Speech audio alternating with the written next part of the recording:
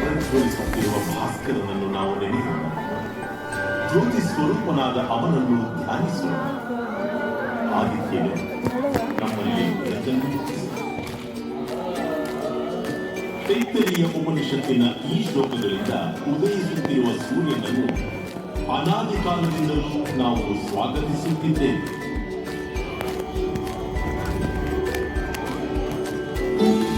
ಸೂರ್ಯನೇ ಬೆಳಕಿನ ಮೂಲ ಮತ್ತು ಜೀವಾಧಾರ. ಅವನ ಅಸಂಖ್ಯಾತ ಪಾತ್ರಗಳನ್ನು ಎತ್ತಿ ಹಿಡಿಯುವ ಅನೇಕ ಹೆಸರುಗಳಿವೆ.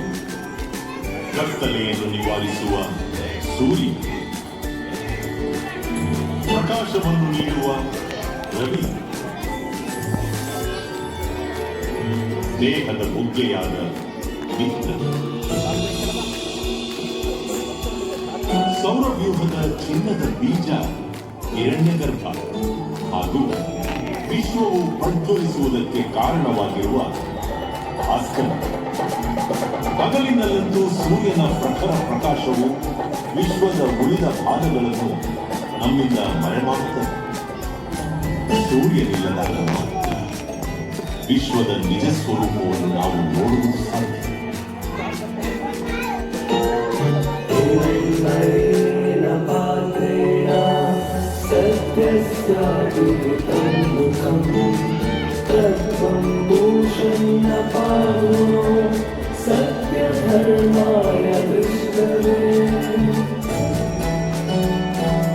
ಸತ್ಯದ ಮುಖವು ಸೂರ್ಯನ ಆಗನ ಸತ್ಯವನ್ನು ನೋಡಬಲ್ಲೆ.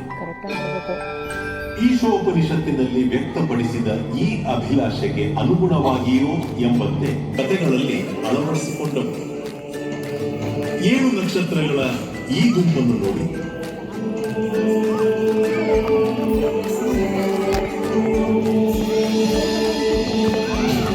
ಇದು ಸಪ್ತರ್ಷಿ ಮಂಡಲ.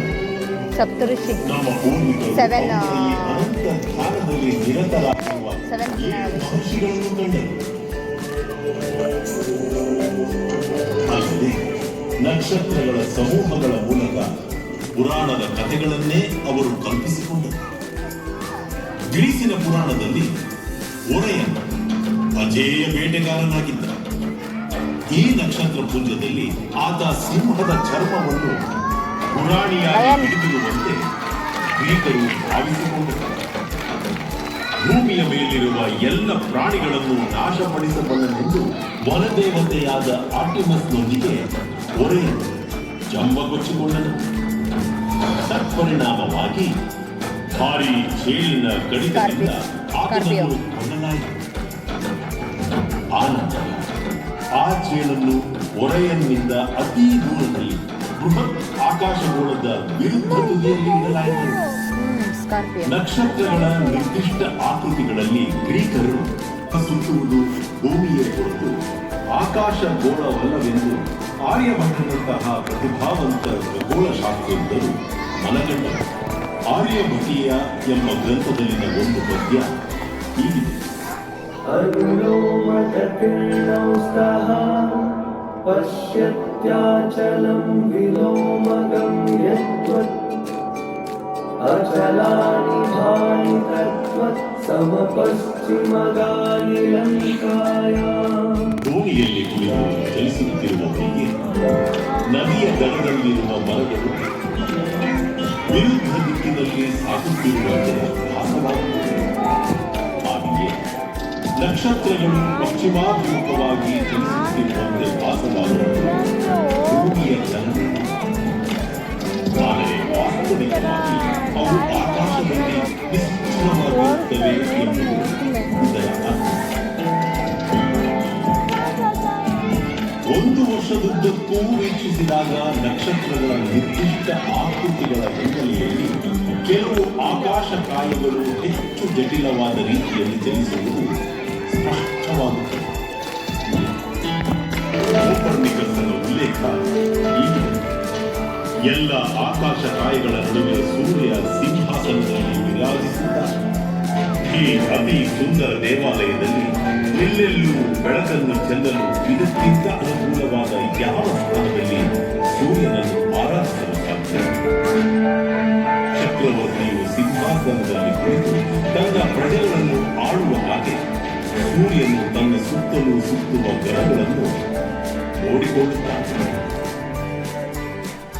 ಇದು ಸೌರವ್ಯೂಹ. ಕೇಂದ್ರದಲ್ಲಿ ಸೂರ್ಯನ ಸುತ್ತಲೂ ಗ್ರಹಗಳು ಪ್ರದಕ್ಷಿಣೆ ಮಾಡುತ್ತಿದ್ದಾರೆ.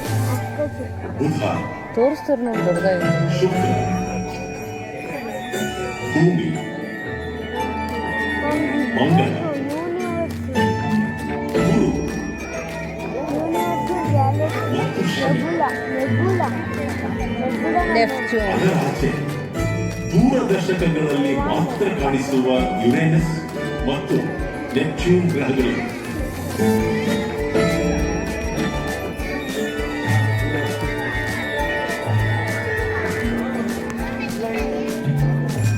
ಇಂದು ಸೌರಮಂಡಲದ ಕುರಿತು ನಮ್ಮ ತಿಳುವಳಿಕೆಯು 8 ಗ್ರಹಗಳ ಆಚೆಗೂ ವಿಸ್ತರಿಸಿದೆ.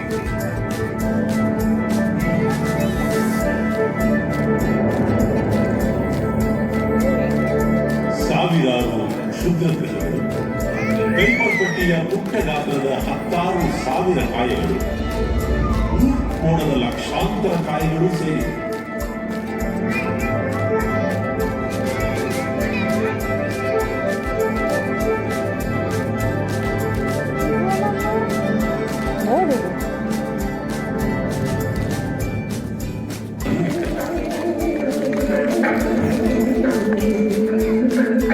ಅದರ ಭ್ರಮಣೆಯ ವೇಗ ಬಹಳ ಕಡಿಮೆ.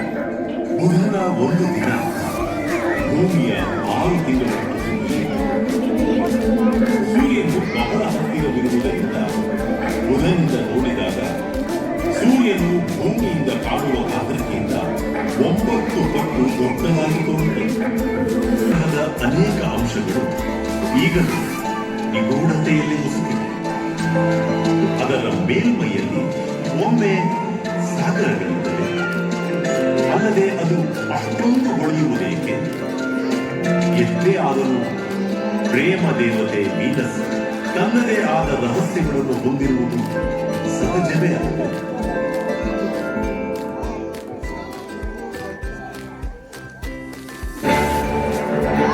ಸೂರ್ಯನಿಂದ ಮೂರನೆಯ ಗ್ರಹವೇ ಭೂಮಿ. ಪ್ರಾಚೀನ ಗ್ರೀಕರಿಗೆ ಗೇಯ ಎಂಬ ಭೂದೇವ. ಭೂಮಿಯ ಸುತ್ತ ತಿರುಗುವ ಚಂದ್ರ ನಮಗೆ ಅತ್ಯಂತ ಹತ್ತಿರವಾದ ಆಕಾಶ ಕಾರ್ಯ. ರೋಮನ್ರ ದೇವತೆ ಬೇಟೆಗಾರ್ತಿ ಡಯಾನ ಇದರ ಪ್ರತೀಕ.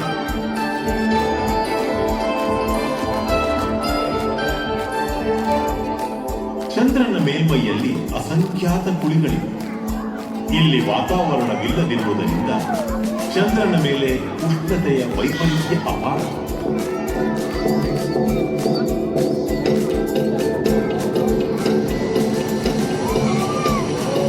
ಚಂದ್ರ ಬಾಹ್ಯಾಕಾಶಕ್ಕೆ ಏರುವ ಏರಿಯಲ್ಲಿ ಮೊದಲ ಮೆಟ್ಟಿಲಾಯಿತು.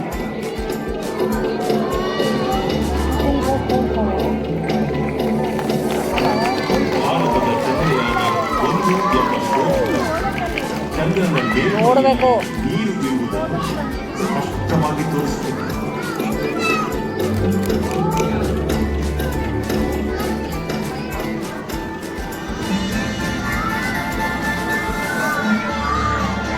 ಮುಂದೆ 2023ರಲ್ಲಿ ಚಂದ್ರಯಾನ 3 ಯಶಸ್ವಿಯಾಗಿ ಚಂದ್ರನ ಮೇಲೆ ಇಳಿಯಿತು. ಚಂದ್ರನ ಮೇಲ್ಮೈ ಹಾಗೂ ತೀರಾ ತೆಳುವಾದ ವಾತಾವರಣವನ್ನ ಅಧ್ಯಯನ ಮಾಡಿತು.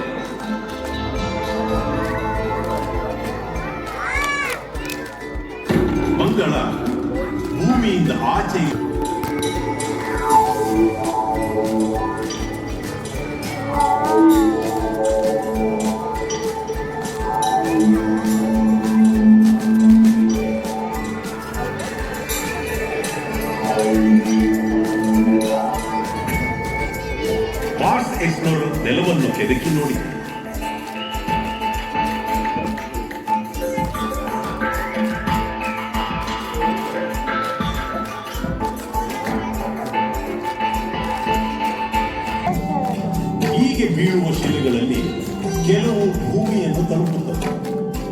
ಇವೆ ಉಲ್ಕಾಶಿಲೆಗಳು. ಸೌರವ್ಯೂಹದ ಇತರೆಡೆ ಇರುವ ವಸ್ತುಗಳ ಕುರಿತು ಅಮೂಲ್ಯವಾದ ಮಾಹಿತಿ ನೀಡುತ್ತವೆ.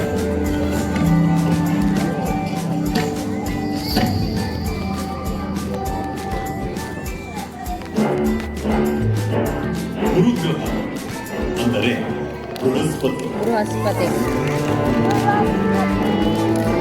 ರೋಮನ್ನರಿಗೆ ದೇವತೆಗಳ ಚಕ್ರವರ್ತಿ ಗ್ರಹ ಸಮೂಹದಲ್ಲಿಯೂ ಚಕ್ರವರ್ತಿ.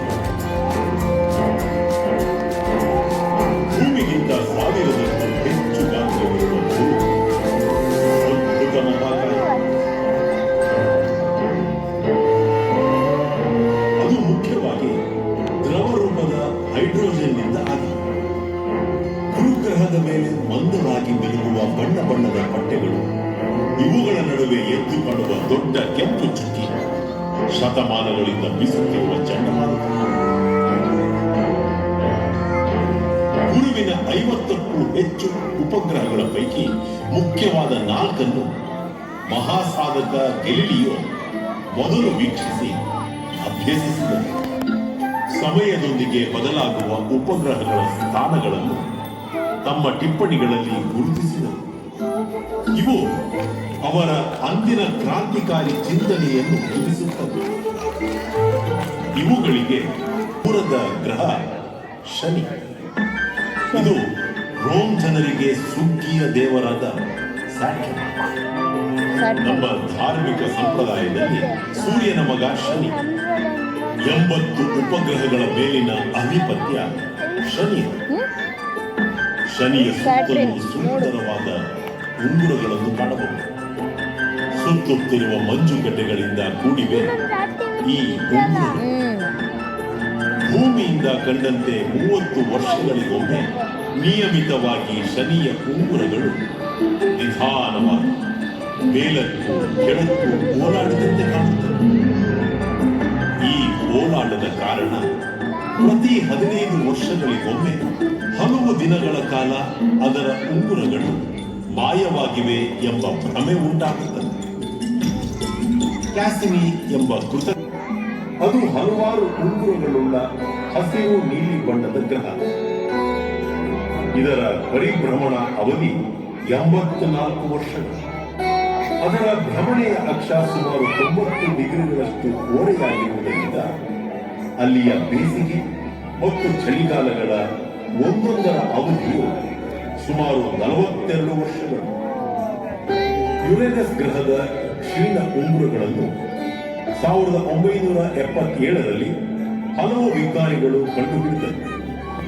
ಅದೇ ಸಂದರ್ಭದಲ್ಲಿ ಭಾರತೀಯ ಖಗೋಳ ಸಂಸ್ಥೆಯ ಪ್ರೊಫೆಸರ್ ಜೆ.ಸಿ. ಭಟ್ಟಾಚಾರ್ಯ ಮತ್ತು ಕೆ. ಕುಪ್ಪುಸ್ವಾಮಿಯವರು ಸಹ ಸ್ವತಂತ್ರವಾಗಿ ತಮಿಳುನಾಡಿನ ಕಾವಲೂರು ವೀಕ್ಷಣಾಲಯದಿಂದ ಈ ಉಂಗುರಗಳನ್ನು ಕಂಡುಹಿಡಿದಿದ್ದರು. ತಿಳಿ ನೀಲಿ ಬಣ್ಣದಲ್ಲಿ ಹೊಳೆಯುವ ಗ್ರಹ ನೆಪ್ಟ್ಯೂನ್ ಕುಟುಂಬದ ಸದಸ್ಯ. ಕೈಬರ್ ಪಟ್ಟೆಯಿಂದಲೋ ದೂರದ ಊರ್ಟ್ ಮೋಡದಿಂದಲೋ ಬರುವ ಉದ್ದನೆಯ ಬಾಲದ ವಿಲಕ್ಷಣ ಕಾಯಗಳು ಇವೆ ಧೂಮಕೇತು. ಈ ಸುಂದರ ರೂಪಗಳು ಹೆಪ್ಪುಗಟ್ಟಿದ ಅನಿಲ ಮತ್ತು ಧೂಳಿನಿಂದ ಕೂಡಿವೆ. ಝಗಿಸುವ ಸೂರ್ಯನಿಗೆ ಚಂದ್ರ ಅಡ್ಡವಾಗುತ್ತದೆ. ಆಗ ನಾವು ಸೂರ್ಯನ ವಾತಾವರಣವನ್ನು ಕಾಣಬಹುದು. ಈ ವಾತಾವರಣದ ಹೊರಗಿನ ಭಾಗಕ್ಕೆ ಕೊರೋನಾ ಅಥವಾ ಕಿರೀಟ ಎನ್ನುತ್ತಾರೆ. ಅದು ಜ್ವಾಲೆಯ ಎಳೆಗಳಂತೆ ಹೊಳೆಯುತ್ತದೆ.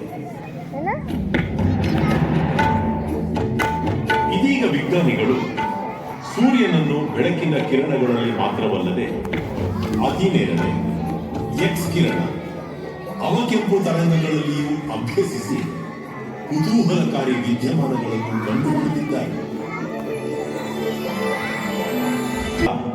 ಬಹುಮಟ್ಟಿಗೆ ಹೈಡ್ರೋಜನ್ ಮತ್ತು ಸ್ವಲ್ಪ ಹೀಲಿಯಂ ಹಾಗೂ ಇತರ ಮೂಲ ವಸ್ತುಗಳಿಂದ ಕೂಡಿದೆ.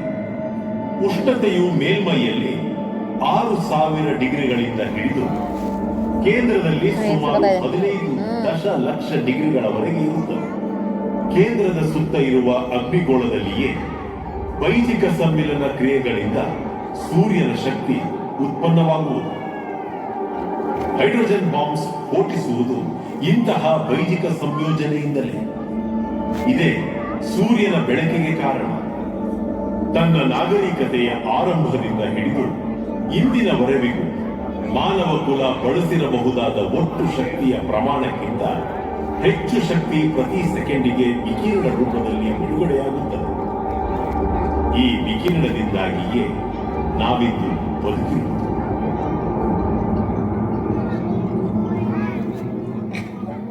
ಇಷ್ಟೆಲ್ಲ ಅಬ್ಬರ ಆರ್ಭಟವಿದ್ದರೂ ಪ್ರಜ್ವಲಿಸುವ ಸೂರ್ಯ ಒಂದಿಗೆ ಸ್ಫೂರ್ತಿ ನೀಡಿದೆ. ನಮ್ಮ ಪುರಾಣದ ಪ್ರಕಾರ ಗಂಗೆಯು ಸ್ವರ್ಗದಿಂದ ಭೂಮಿಗೆ ಇಳಿದು ಬಂದ ದಾರಿ. ಗಂಗೆಯ ರಭಸದಿಂದ ಛಿದ್ರವಾಗದಂತೆ ಭೂಮಿಯನ್ನು ಶಿವನೇ ರಕ್ಷಿಸಿದನೆಂಬುದು ಪುರಾಣದ ಕಲ್ಪನೆ.